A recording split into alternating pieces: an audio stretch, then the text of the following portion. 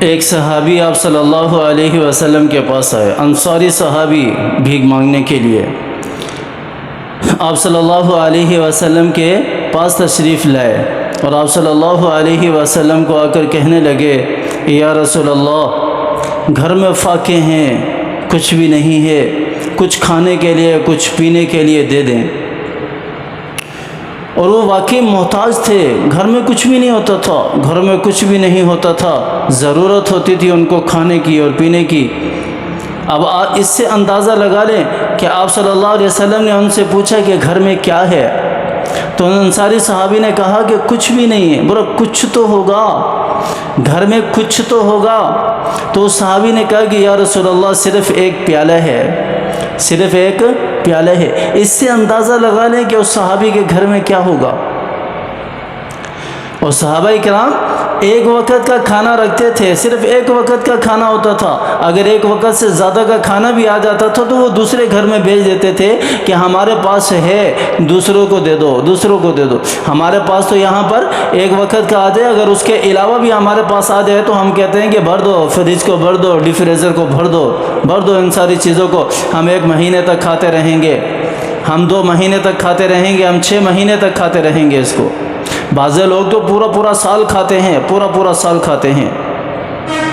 تو وہ صحابی آئے، اب آپ صلی اللہ علیہ وسلم دیکھو کس طرح اسے سمجھا بھی رہے ہیں، بتا بھی رہے ہیں، اور کس طرح آپ صلی اللہ علیہ وسلم معلم بھی بن رہے ہیں، انہیں طریقہ بھی سمجھا رہے ہیں اور دوسروں کو بھی طریقہ سمجھا رہے ہیں کہ تمہارے پاس اگر کوئی مانگنے والا آ جائے تو کیا کرنا ہے۔ ہمیں فضیلت والی حدیثیں دینے والی، صدقے کی فضیلت والی جو حدیثیں ہیں وہ تو یاد رہتی ہیں، یہ حدیثیں ہمیں یاد نہیں رہتی۔ یہ صحیح حدیث ہے، ہاں صدقہ کرنا چاہیے، بالکل کرنا چاہیے، لیکن جو مستحق ہے ان کو دینا چاہیے۔ اب اس صحابی سے زیادہ کون مستحق ہو سکتا ہے جس کے گھر میں صرف ایک پیالہ ہے؟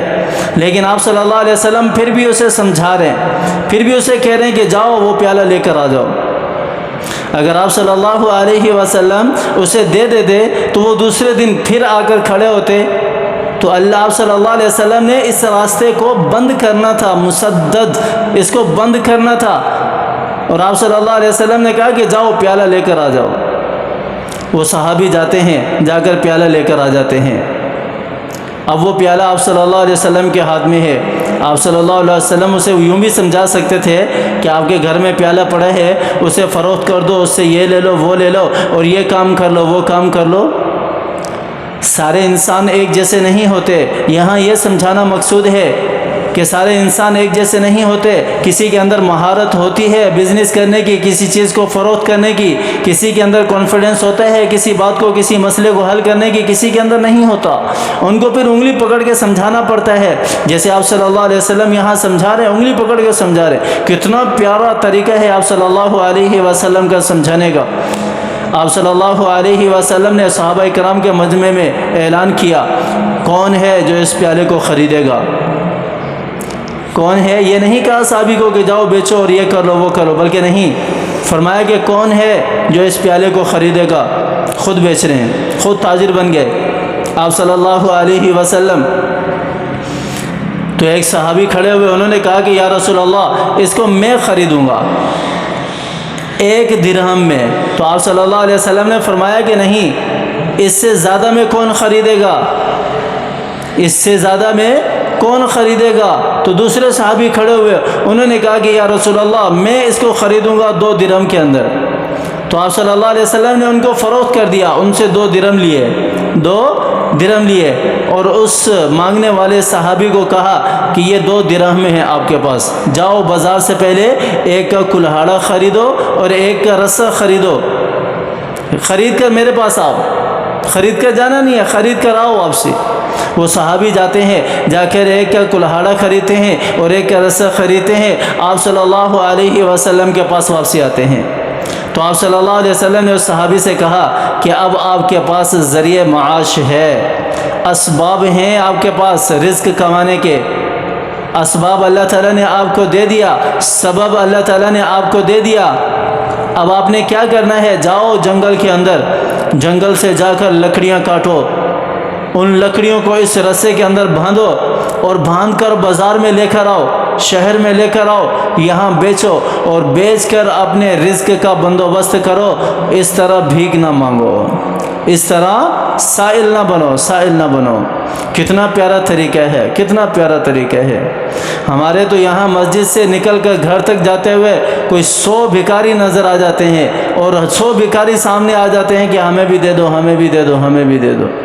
اب اللہ بہتر جانتا ہے کہ وہ مستحق ہیں بھی یا نہیں ہے، اللہ بہتر جانتا ہے کہ وہ اس قابل ہیں بھی یا نہیں ہے۔ اگر صدقہ دینا ہے تو کسی ایسے مزدور کو دو جو مزدوری کرنے والا ہے، جس کے جو مزدوری 2 وجہ سے کر رہا ہے۔ ایک تو وہ لالچی نہیں ہے، محنتی ہے۔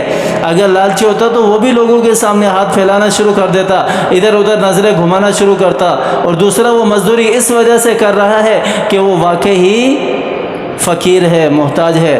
اگر اس کے پاس مال و دولت ہوتی تو وہ مزدوری نہیں کرتا، مزدوری نہیں کرتا۔ تو اللہ تعالیٰ نے صدقات کی بہت زیادہ فضیلت رکھی ہے، اللہ تعالیٰ کے راستے میں خرچ کرنا چاہیے۔ قرآن پاک کی آیت ہے، مثل الذین ينفقون اموالهم فی سبیل اللہ کمثل حبۃ انبتت 7 سنابل فی کل سنبلۃ 100 حبۃ۔